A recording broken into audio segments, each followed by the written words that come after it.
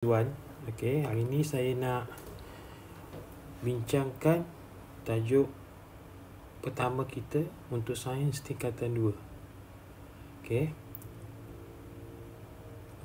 Tema yang akan kita bincangkan adalah tema 1, penyelenggaraan dan kesinambungan hidup.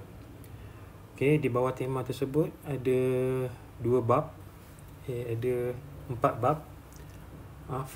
Dan hari ini kita akan masuk bab 1 iaitu biodiversity. Okey, di bawah bab 1 ni ada 2 subtopik. 1.1 tajuk kepelbagaian organisma dan 1.2 pengelasan organisma. Untuk hari ini kita bincangkan hanya 1.1 iaitu kepelbagaian organisma. Okey. Okey. Buku teks untuk tajuk ini muka surat 2. Okey.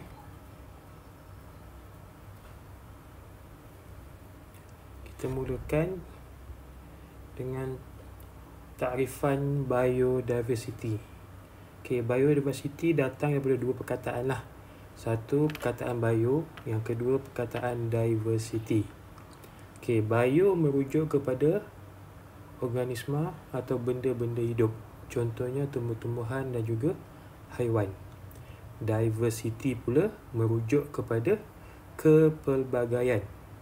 Jadi gabungan biodiversity adalah maksudnya kepelbagaian organisma, sama ada haiwan, tumbuhan ataupun mikroorganisma.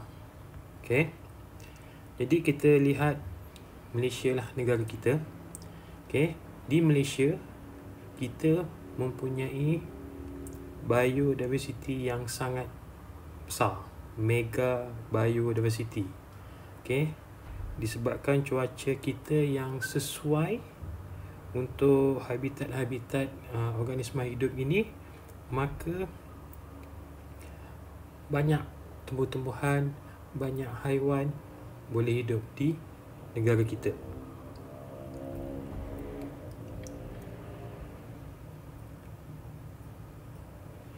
Biodiversity ini wujud akibat kepelbagaian habitat dan juga kepelbagaian cuaca. Okey. Contoh kalau kita lihat keadaan cuaca di dunia kita lah. Okay, kita ada kawasan yang sangat panas seperti di kawasan padang pasir gurun. Kita ada kawasan yang sangat sejuk seperti di kawasan kutub-kutub utara dan selatan. Okay. Dan kawasan-kawasan ini mempunyai organisma yang berbeza. Okay. Dan kawasan-kawasan ini menjadi tempat tinggal, habitat bagi organisma tersebut.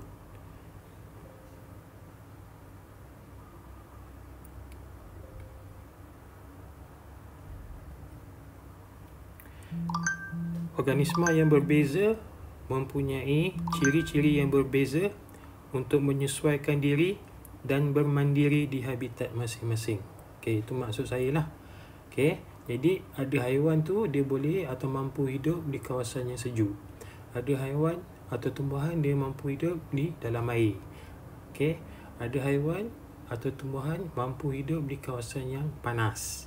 Okay, jadi setiap habitat, setiap keadaan cuaca akan mempunyai benda hidup yang tersendiri. Okay, maka wujudnya biodiversity.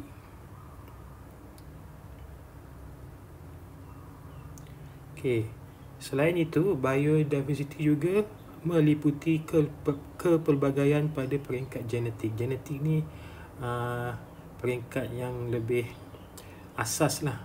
Okay, sebelum terbentuknya organisma lengkap. Okay, kepelbagaian genetik ialah kepelbagaian dalam spesies mengikut variasi gen mikroorganisma haiwan atau tumbuhan tersebut. Okay, itu adalah maksud biodiversity. Okay, next muka surat 5 buku teks. Okey, kita akan bincangkan tentang kepentingan biodiversity. Okey, kita ada 6 kepentingan biodiversity. Yang pertama, sebagai sumber makanan. Okey, haiwan-haiwan dan tumbuh-tumbuhan yang hidup, okey, dapat membekalkan kita dengan pelbagai sumber makanan kepada kita, kepada manusia. Okey, contoh, okey, daripada gambar tu, okey, kita boleh dapat sumber protein daripada ikan. Okey, kita boleh dapatkan sumber vitamin daripada sayur-sayuran atau buah-buahan yang kita makan. Jadi, yang pertama, dia adalah menjadi sumber makanan kepada kita. Okey, next, yang kedua, kepentingan biodiversity sebagai keseimbangan alam.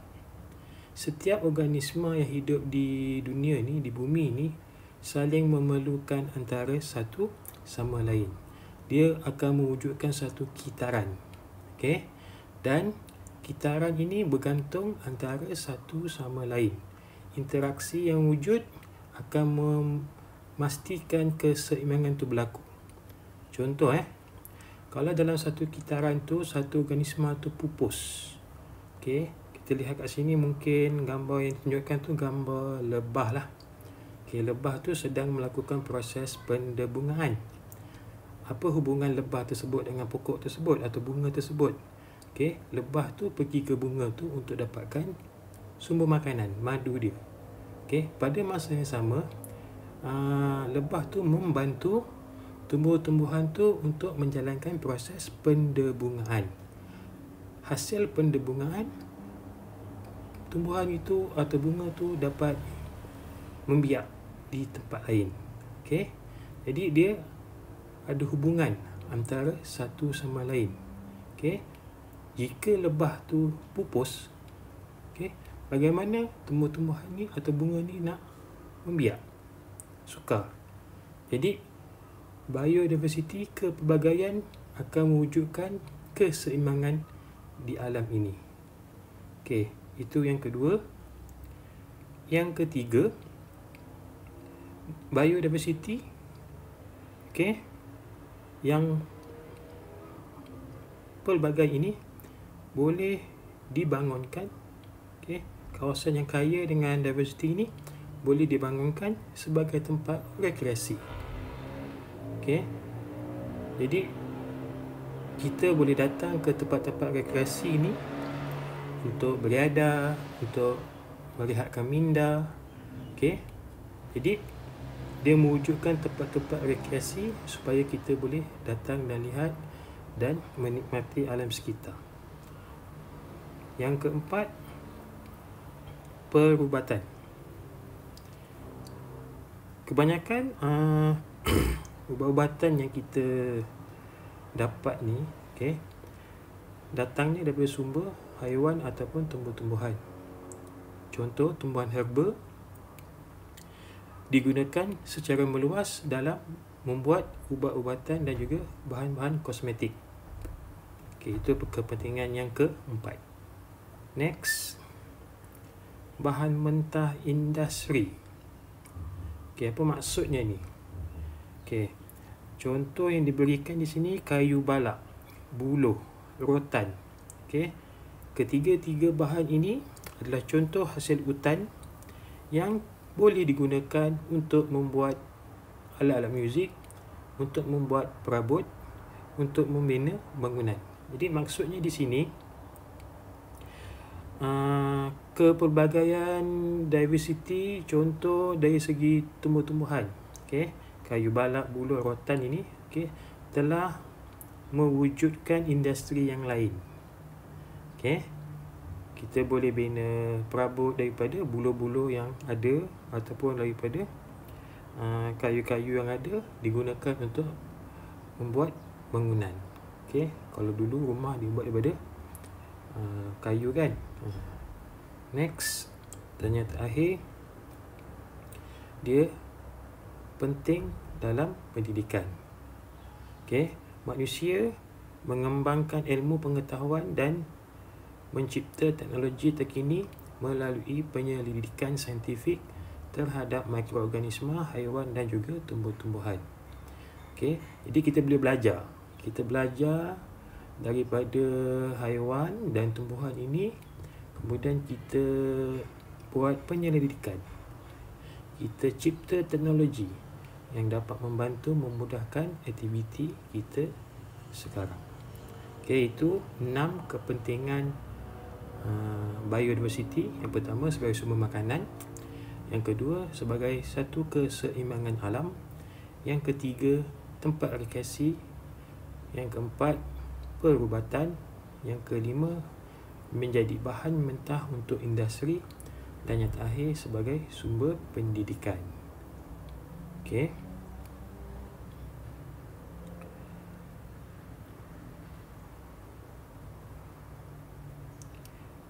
Next, pengurusan biodiversity secara berkesan. Muka surat 6 buku teks. Okey. Boleh rujuk muka surat 6 buku teks. Okey, memang tak dapat dinafikan bahawa kita memerlukan bahan mentah, contohnya kayu balak untuk pembangunan. Okey, namun demikian aktiviti penyahutanan ini perlu dikawal. Kenapa? Untuk memelihara biodiversity tersebut daripada kepupusan. Okey. Jadi, apakah kaedah-kaedah yang boleh digunakan untuk memelihara dan memelihara biodiversity tersebut? Bincangkan. Okey. Yang pertama,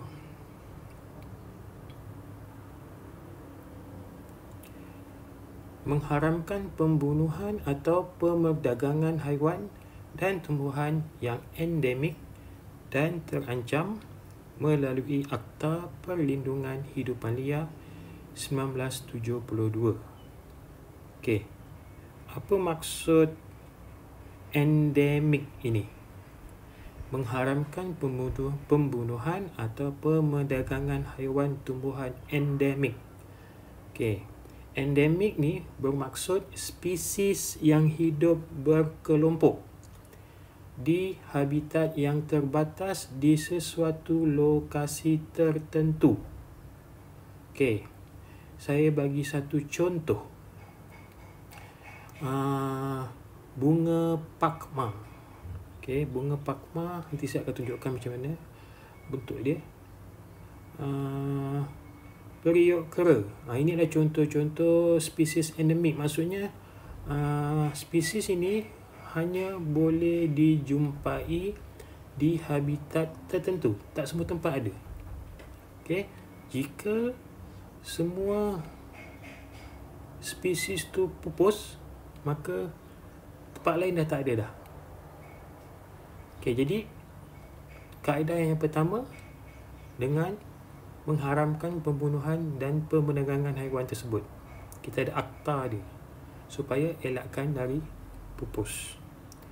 Okey, yang kedua, melindungi habitat dengan mewujudkan taman negara, taman laut, hutan simpan dan sanctuari hidupan liar. Okey, jadi apabila habitat-habitat ini telah diwartakan, maka orang luar tak boleh nak masuk sesuka hati. Okey. Jadi haiwan-haiwan dan tumbuh-tumbuhan dapat hidup dengan aman. Jadi kalau ada penerokaan haram, okey, maksudnya dia akan didakwa. Yang ketiga, dipelihara melalui program pembiakan seperti tapak semayan anak-anak benih untuk membantu penghutanan semula dan pusat penetasan penyu. Okey, ini contoh yang ketiga . Apabila dah berlakunya proses pembalakan, penyahutanan tu, kita tanam balik, pelihara balik, kita betulkan balik. Okey. Yang kedua dia bagi ni pusat penetasan penyu. Okey, mungkin kita boleh ambil telur-telur penyu tu, kita simpan satu pusat penetasan. Okey. Kenapa kita ambil? Supaya dapat meningkatkan lagi peratusan berjayanya penyu telur tu menetas. Kalau kita nak biarkan secara semula-jadi, mungkin dia akan terdedah kepada ancaman. Jadi untuk kurangkan risiko, kita ambil telur-telur tersebut dan kita tolong tetaskan pada satu tempat atau satu pusat. Bila dah berjaya proses penetasan, pada umur-umur tertentu kita lepaskan di habitat dia semula. Jadi dia dapat membantulah mengawal daripada kepupusan.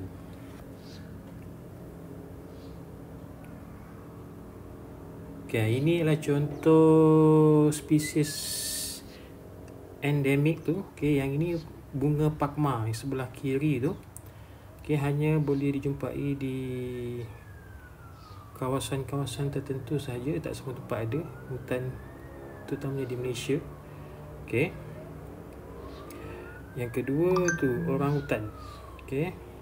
Adalah contoh spesies yang terancam. Ini langkah yang kedua tadi, mewujudkan taman-taman negara. Jadi tumbuh-tumbuhan dan haiwan dapat hidup dengan aman damai tanpa ancaman daripada pemburu. Ini dah cerita tadi. Kita wujudkan pusat penetasan penyu. Dah cukup umur, nanti kita kembalikan ke habitat asalnya. Ini spesies endemik tadi tu. Maksudnya sudah terangkan, saya ulang balik, adalah spesies yang hidup berkelompok di habitat yang terbatas di sesuatu lokasi tertentu.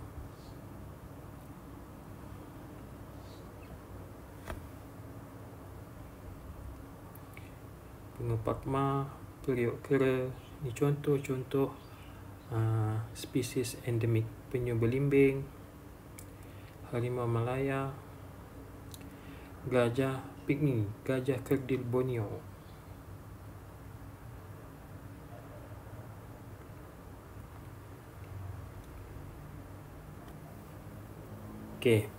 Pemeliharaan in situ dan ex situ. Ini adalah proses atau langkah-langkah untuk menguruskan biodiversiti secara berkesan. Langkah yang pertama tu pemeliharaan in situ, iaitu mengekalkan spesies di habitat asal seperti taman negara, hutan simpan kekal dan taman laut. Yang kita buat hutan simpan, taman-taman negara itu adalah jenis pemeliharaan in situ. Maksudnya spesies tu tak bergerak daripada kawasan asalnya. Yang kedua, pemeliharaan ex situ, mengekalkan spesies di luar habitat asal seperti zoo dan taman botani. Yang ini kita ambil haiwan, kita ambil tumbuh-tumbuhan, kita letak tempat lain dan kita jaga. Contohnya zoo. Zoo akan mengumpulkan haiwan-haiwan ini dan dipelihara dengan baik di luar habitat asalnya. Itu adalah pemeliharaan ex situ.